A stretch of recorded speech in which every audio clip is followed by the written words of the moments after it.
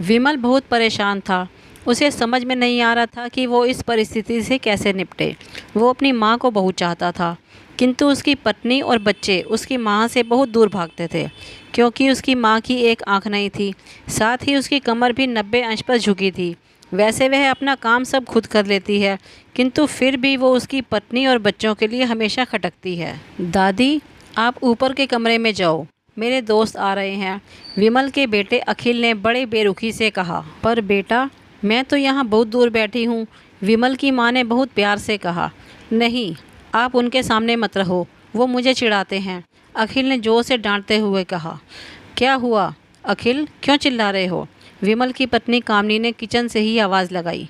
देखो ना माँ, ये दादी यहीं ड्राइंग रूम में बैठी है और मेरे दोस्त आ रहे हैं, अखिल ने शिकायत भरे लहजे में कहा। माँ जी, आप ऊपर चली जाओ, क्यों हम लोगों को लजवाती हो? कामनी ने बेटे का पक्ष लेते हुए कहा। बेचारी सरस्वती चुपचाप उठकर जीने के सहारे ऊपर जाने लगी। कमर झुकी होने के कारण उन्हें ऊपर चढ़ने में बहुत परेशानी हो रही थी, किंतु वो पूरी ताकत से ऊपर के एक अकेले कोने वाले कमरे में जाकर बैठ गई। विमल बाजू के कमरे से सब सुन रहा था। उसे कष्ट हो रहा था कि उसकी माँ को अपमानित होना पड़ रहा है, किंतु वो असहाय था। अगर वो कुछ कहता है तो पत्नी और बच्चे उसका विरोध करने लगते हैं। दूसरे उनके तर्क भी सही लगते हैं। चूँकि वो एक प्रशासनिक अधिकारी था, उसका सामाजिक स्तर बहुत ऊंचा था।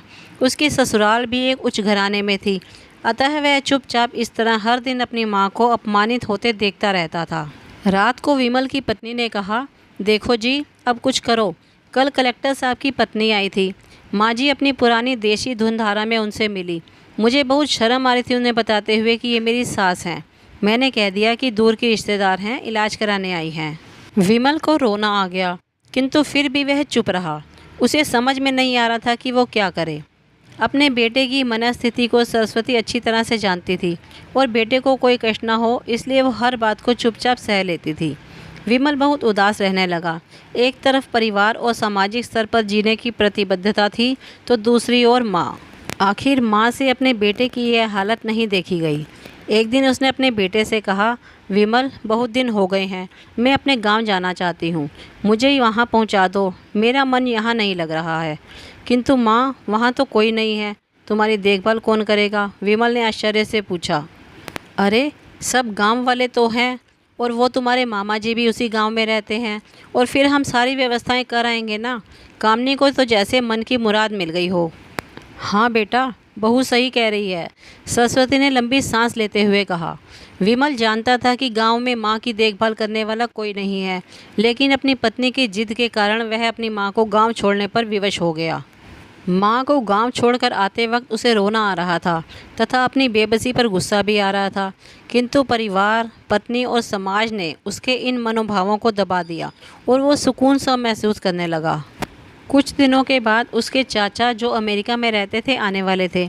जब विमल बहुत छोटा था, उसके पिता जीवित थे, तब वो भारत आए थे और उसके बाद वो अब भारत आने वाले थे। पूरा परिवार और आस पड़ोस बहुत उत्साहित था। अमेरिका से विमल के डॉक्टर चाचा आ रहे थे। डॉक्टर रमेश ने जैसे ही घर में कदम रखा, सब ने मिलकर बहुत उत्साह से उनका स्वागत किया। क्यों विमल, भाभी नहीं दिख रही, कहाँ हैं? डॉक्टर रमेश ने उत्सुकतापूर्वक पूछा। जी, वो गांव में रहती हैं, यहाँ उनका मन नहीं लगा, कामनी ने सपाट लहजे में उत्तर दिया। डॉक्टर रमेश ने विमल की ओर देखा तो विमल ने अपनी आंखें झुका ली। डॉक्टर रमेश सब समझ गए। बोले, कल हम सब लोग भाभी से मिलने गांव चलेंगे। दूसरे दिन सभी लोग गांव के घर में पहुंचे। देखा कि सरस्वती को बहुत तेज बुखार है और वो पलंग पर असहाय पड़ी है। डॉक्टर रमेश दौड़कर सरस्वती के पास गए, उनके पैर छूकर रोने लगे। सरस्वती की ये हालत उनकी कल्पना से परे थी। वाह बेटा विमल, तूने तो नाम उजागर कर दिया। अपनी माँ की ये हालत देखकर तुझे तो शर्म भी नहीं आ रही होगी। डॉक्टर रमेश ने विमल को लगभग डांटते हुए कहा। नहीं देवर जी, विमल का कोई दोष नहीं है, मैं खुद गांव आई थी। सरस्वती अपने बेटे का बचाव करते हुए बोली। मुझे सब पता चल गया भाभी, आप चुप रहो। क्यों बहू, तुम्हें अपनी सास की कुरूपता पसंद नहीं है? समाज में तुम्हें नीचा देखना पड़ता है ना? डॉक्टर रमेश ने कामनी की ओर व्यंग से देखा। आज तुम जिस सामाजिक स्तर पर हो वो उन्हीं के संघर्षों की देन है। और बेटा विमल, तुम्हें शायद मालूम ना हो कि बचपन में जब तुम 1 साल के थे तब छत से नीचे गिरने के कारण तुम्हारी एक आंख फूट गई थी और तुम्हारी रीढ़ की हड्डी में भी समस्या थी। तब तुम्हारी इस कुरूप माँ ने अपनी एक आंख और अपना बोन मैरो देकर तुम्हें इतना सुंदर स्वरूप दिया था। कामनी बेटा, इतने सालों तक संघर्ष करके बेटे को प्रशासनिक अधिकारी बनाने वाली इस संघर्षशील औरत की तुम लोगों ने यह दशा कर दी। तुम्हें ईश्वर कभी माफ़ नहीं करेगा। डॉक्टर रमेश की आंखों से अश्रुधारा बह रही थी। अब भाभी, आप मेरे साथ अमेरिका जाएंगी, यहाँ इन स्वार्थी लोगों के बीच नहीं रहेंगी, डॉक्टर रमेश ने सरस्वती से कहा। विमल को तो काटो तो खून नहीं था। डॉक्टर रमेश जो उसके चाचा थे, उन्होंने जो राज बताया उसके बाद तो विमल को यही लग रहा था कि उससे ज़्यादा पापी इंसान इस दुनिया में और कोई है ही नहीं। वह दौड़ कर गया और माँ सरस्वती के कदमों से लिपट कर रोने लगा। माँ, मेरा अपराध अक्षम्य है। मैं जानबूझकर चुप्पी साधे रहा, आपका अपमान करवाता रहा। अब सिर्फ आप ही उस घर में मेरे साथ रहेंगी और कोई नहीं। विमल ने आग्नेय दृष्टि से अपनी पत्नी और बच्चों को देखा। कामनी को भी बहुत पश्चाताप हो रहा था, किंतु उसकी हिम्मत नहीं हो रही थी कि वो सरस्वती से आंख मिलाए।